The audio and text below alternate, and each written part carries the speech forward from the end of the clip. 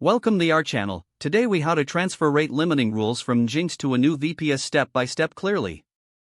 Start by logging into your old VPS where Nginx is configured. Open the terminal or command line interface.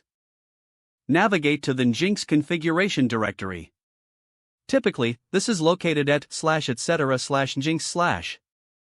Locate the main Nginx configuration file, usually named nginx.conf.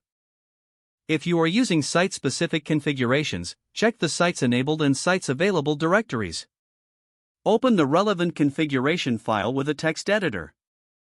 Look for the section that contains rate limiting rules. These rules often start with directives such as limit_req_zone or limit_con_zone. Copy these rate limiting rules to your clipboard.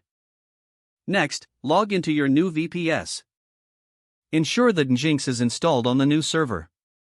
If it's not, install Nginx using the appropriate package manager for your OS. Navigate to the Nginx configuration directory on your new VPS. Use the same path as before, typically /etc/nginx/. Open the main configuration file or relevant site-specific configuration file. Paste the rate limiting rules you copied from the old VPS. Make sure to adjust any file paths or references as needed. Verify that the context for the rate limiting rules is correct. They should be placed inside the appropriate server or location blocks. After pasting the rules, double-check for any syntax errors. You can test for syntax errors by running the command nginxt.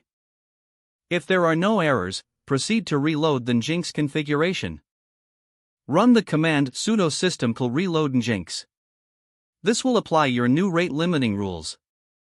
To verify that the rate limiting is working, conduct some test requests. Adjust the rules as needed based on your testing results. You have now successfully transferred your rate limiting rules to the new VPS. Don't forget to like this video and subscribe to our channel for more step-by-step tech guides.